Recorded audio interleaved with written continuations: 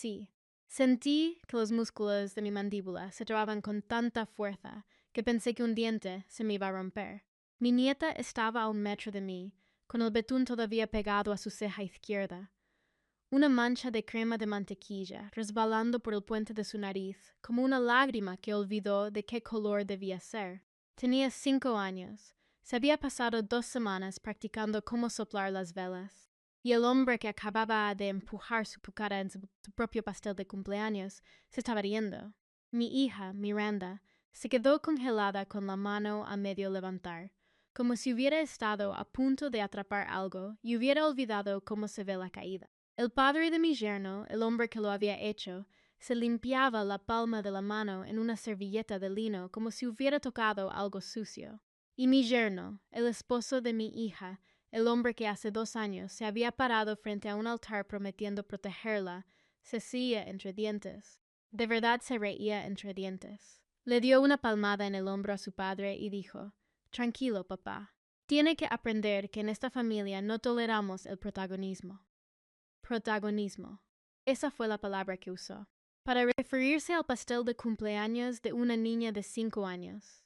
Quiero que entiendas algo antes de que te cuente el resto. Tengo 63 años. He estado en 2 guerras. Enterré a mi esposa, crié a mi hija solo y he visto más cosas horribles en salas de juntas, de las que la mayoría de los hombres ven en toda una vida de peleas de cantina. Yo no pierdo los estribos. Aprendí hace mucho tiempo que un hombre capaz de mantener las manos quietas ya ha ganado la mayoría de las discusiones antes de que empiecen. Pero te aseguro que, sentado en ese comedor de las lomas, viendo el betún gotear de la barbilla de mi nieta, sentí que algo se desenganchaba dentro de mi pecho, algo que no había sentido desde 1986, y supe, con esa certeza silenciosa con la que sabes las cosas a mi edad, que las siguientes 40 y 80 horas iban a ser las 48 horas más caras en la vida de otra persona. Permíteme retroceder un poco. Mi nombre no importa mucho para esta historia, pero mi hija me dice papá y mi nieta me dice abuelito, y ese es todo el título que he necesitado en la última década. Dirijo una empresa, o más bien, ocupo unos asientos en el consejo de administración de una compañía que solía dirigir, y a través de ella soy dueño silencioso de partes de unas 2 docenas de otras empresas. No hablo de eso. Manejo una camioneta Ford 2009 con una calavera rota. Uso camisas de franela que compré en una tienda de forrajes en 1998. La primera vez que mi hija trajo a mi yerno hasta la casa para presentármelo, yo estaba arreglando la canaleta del techo con una playera que tenía una mancha de pintura en el cuello y el muchacho me dio la mano como si me estuviera haciendo un favor. Se llamaba Bruno Legarreta. Los Legarreta son de ese dinero viejo de alcurnia, del tipo que se cree más antiguo de lo que realmente es, de los que compraron un escudo de armas por catálogo en los años 70. El padre, el otro abuelo de mi nieta, era un hombre llamado Cristóbal Legarreta. Cristóbal había heredado de su propio padre una pequeña cadena de marines y clubes de yates, y se había pasado 40 años convenciendo a la gente, y sobre todo a sí mismo, de que poseer barcos lo hacía alguien importante. La primera vez que conocí a Cristóbal fue en un restaurante de cortes en Polanco hace 3 años. Miranda se acababa de comprometer. Cristóbal me dio la mano y me preguntó, con esa voz que usan los ricos cuando intentan sonar generosos: ¿Y a qué te dedicas, amigo? Le dije que estaba retirado. Él asintió de la misma manera en que le asientes a un niño que te cuenta un sueño que tuvo. Luego ordenó el vino sin preguntarnos a los demás y se aseguró de decirle al mesero, 2 veces, que la botella costaba 8,000 pesos. Debía haberlo sabido entonces. Creo que en el fondo lo sabía. Pero Miranda estaba radiante. Había perdido a su madre a los 14 años y se había construido una vida a pesar de todo. Terminó su carrera, abrió una pequeña firma de diseño de interiores en una vieja bodega remodelada en San Daniel de Allende, y miraba a ese Bruno Legarreta como si fuera la primera persona que realmente la veía. Así que me quedé callado. Me dije que las familias ricas tienen modales de ricos, y que yo simplemente no hablaba ese dialecto. 2 años y medio y una bebé después, ahí estábamos. La fiesta de cumpleaños había sido idea de Miranda. Cristóbal había insistido en celebrarla en su casa de Las Lomas, bajo argumento de que los abuelos paternos de la niña aún no habían tenido el privilegio de organizarle una fiesta como Dios manda. Esas fueron sus palabras exactas en un mensaje de texto que mi hija me mostró con una risita tensa. Miranda me había confesado en el estacionamiento de una gasolinera sobre la carretera que las cosas se estaban poniendo raras, que Bruno era diferente cuando estaba cerca de su padre, más cortante, más frío, que la semana pasada cuando le pidió que sacara la basura, él le contestó que exigir eso no era tarea de una esposa, que el deber de una esposa era hacerlo en silencio mientras su marido trabajaba. Le pregunté si quería que hablara con él. Me dijo que no. Dijo que ella podía controlarlo, que solo me necesitaba en la fiesta para que mi nieta, mi pequeña Renata, tuviera al menos un rostro de confianza allí. Renata, ese es uno. Mi nieta, 5 años, cabello del color del trigo en octubre. Una separación entre los 2 dientes frontales de la que está sumamente orgullosa.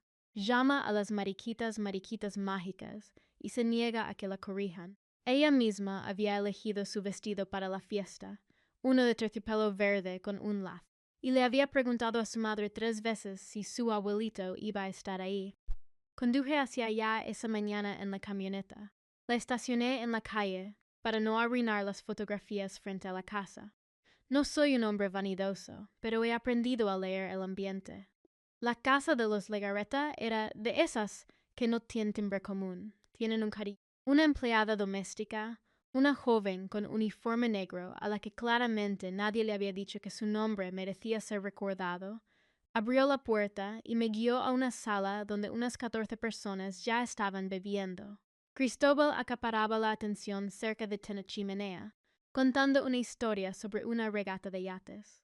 His wife, la suegra de mi hija, una mujer llamada Adela, estaba en un rincón, fingiendo escuchar a una de sus hermanas. Miranda estaba en la cocina con Renata, arrodillada, acomodándole el lazo del vestido verde. Bruno se acercó y me estrechó la mano. Su agarre fue más fuerte de lo necesario. Suegro, dijo, y la palabra sonó extraña, como si estuviera probando si yo lo notaba. Qué bueno que pudiste venir. Mi papá tenía muchas ganas de verte. Detrás de él, Cristóbal miró de reojo por encima del hombro, me vio y me saludó alzando 2 dedos. El tipo de gesto que le haces a un botones. Me senté. Tomé agua. Observé. Esto fue lo que noté en la primera hora. Cristóbal hizo 3 chistes sobre mi camioneta. Bruno hizo 2 chistes sobre el negocio de diseño de mi hija, llamándolo su pequeño pasatiempo. Adela en la cocina le preguntó a Miranda si todavía seguía con eso de los dibujitos, o si ya había encontrado algo más estable. Un hombre al que no conocía, algún primo o socio comercial, me preguntó a qué me dedicaba antes de retirarme, y cuando le dije que trabajaba en logística, hizo una mueca como si le hubiera dicho que limpiaba letrinas portátiles en una feria de pueblo. Miranda me miró 2 veces. En ambas ocasiones me dedicó esa sonrisa pequeña y tensa que me daba desde que tenía 12 años. La sonrisa que significa, estoy bien, por favor no lo empeores, así que no lo empeoré. La comida fue a la 1. El comedor era del tamaño de una pequeña capilla, con una mesa donde cabían 20 personas, puesta para 16. A Renata la sentaron en el extremo más lejano entre el padre y su abuelo Cristóbal, con mi hija frente de ella y yo 3 asientos más abajo en el mismo lado. Renata me saludó con la mano al sentarse. Yo le devolví el saludo. Cristóbal vio el gesto y puso los ojos en blanco mirando a su esposa. El pastel salió al final. Era algo pequeño, solo para Renata, con 5 velas y un unicornio de Cundebetún encima que Miranda misma había hecho la noche anterior. Lo sé porque me había mandado una foto. Estaba tan orgullosa de ese unicornio. El cuerno le había quedado un poco chueco, pero escribió debajo de la foto: Creo que Renata se va a volver loca de la emoción. Pusieron el pastel frente a Renata. Todos cantaron las mañanitas. Renata tomó aire. Ese tipo de respiración profunda que solo una niña de 5 años puede dar, donde todo su cuerpo se infla, y sopló las velas. Todos aplaudieron con cortesía, y entonces Cristóbal Legarreta dijo, lo suficientemente fuerte para que todos lo escucharan: Mi amor, antes de que lo partas, ¿por qué no les cuentas a todos sobre la pequeña aventura de repostería de tu mamá? ¿Te dijo que el cuerno del unicornio está chueco? Ella misma lo hizo, ¿sabías? Presumiendo. Renata parecía confundida. Miró a su madre. Miranda dijo con suavidad: No pasa nada, mi vida. Pide un deseo. Cristóbal se rió entre dientes, de esa forma en que se ríen los hombres como él. El sonido de un perro pequeño, con un collar demasiado grande. Pide tener mejor pulso, mi amor. Eso es lo que le hace falta a tu mamá. El rostro de Miranda se crispó. Pude sentir cómo la tensión se acumulaba en la habitación. Uno aprende, después de tantos años, a sentir la presión barométrica de un momento. Bruno le sonreía a su padre. La sonrisa de un hijo que ha estado esperando toda la tarde a que su padre confirme que su esposa era exactamente la decepción que él venía insinuando. Adela miraba su copa de vino como si fuera un libro de oraciones. Los primos se quedaron en silencio. Renata había tomado el pequeño cuchillo de plástico que Miranda le había dado, ese que tiene borde de seguridad, y miraba alrededor de la mesa intentando descifrar qué había hecho mal. Debía haberme levantado en ese momento. Ahora lo sé, pero me he pasado 40 aprendiendo que uno no se mueve hasta estar seguro del movimiento, así que esperé, con las manos apoyadas sobre el mante, y observé. Miranda se inclinó sobre la mesa hacia su hija. Mi amor, el unicornio está perfecto. Pártelo por donde quieras. Cristóbal dio un sorbo a su vino, dejó la copa, la volvió a tomar. Y luego se levantó, se inclinó sobre su nieta y empujó todo el pastel directamente contra la nuca de Renata.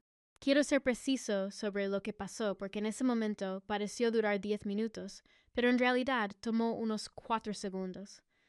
Renata se había inclinado hacia adelante para cortar. La mano de Cristóbal cruzó la mesa, con la palma abierta, y empujó el pastel de unicornio hacia adelante y hacia abajo. El pastel golpeó la nuca de Renata. Su cara se estrelló contra el plato.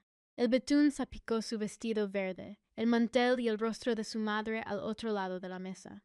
Renata hizo un ruido pequeño, no un llanto, solo un gemido de confusión. El sonido de un niño que aún no comprende si esto es un juego. Cristóbal se rió. Se volvió hacia la mesa y dijo: Así es como le enseñas a un niño a no tomarse tan en serio. Mi papá me hizo eso en mi 6º cumpleaños y miren, salí bastante bien. Bruno se rió con él. De verdad se rió. Luego estiró el brazo, le despeinó el cabello cubierto de betún a su hija y dijo: Gracias, pa. A ver si así aprende a no ser tan dramática con todo. Eso lo sacó de su madre. La habitación quedó en silencio por oleadas. Primero los primos, luego Adela, después una mujer cerca de la ventana que creo que era vecina. Miranda no se había movido. Se quedó mirando a su hija, con betún en su propia mejilla, y pude ver cómo le temblaban las manos debajo de la mesa. Renata levantó la cabeza del plato. Tenía pastel en ambas cejas. Tenía el cuerno chueco del unicornio de su madre pegado a la mejilla. Miró a su abuelo, al que acababa de empujarla, y luego me miró a mí, esa mirada. Recordaré esa mirada hasta el día en que me entierren. No era un llanto, no era un berrinche. Era la mirada de una niña de 5 años que intentaba comprender si el mundo en el que creía esa mañana era el mundo real o no. Me estaba consultando. Estaba mirando a su abuelito para saber si lo que acababa de pasar era el tipo de cosas que debían pasar. Me quité la servilleta del regazo. La doblé una vez. La puse al lado de mi plato. Me levanté. Quiero que entiendas que no alcé la voz. He aprendido que cuando un hombre de más de 60 años alza la voz, suena como alguien que ha perdido el control. Cuando un hombre de esa edad habla en voz baja, la gente en la habitación aprende a inclinarse para escuchar. Así que hablé en voz baja. Dije: Renata, mi amor, ven acá. Se deslizó de la silla como si ésta hubiera prendido en fuego. Corrió a lo largo de la mesa con su vestido de terciopelo verde, con el betún volando de su cabello, se arrojó a mis piernas y se aferró a la presilla de mi pantalón. No lloró. Solo se aferró. Le puse una mano en la cabeza. Sentí el pastel en su pelo. Dije: Miranda.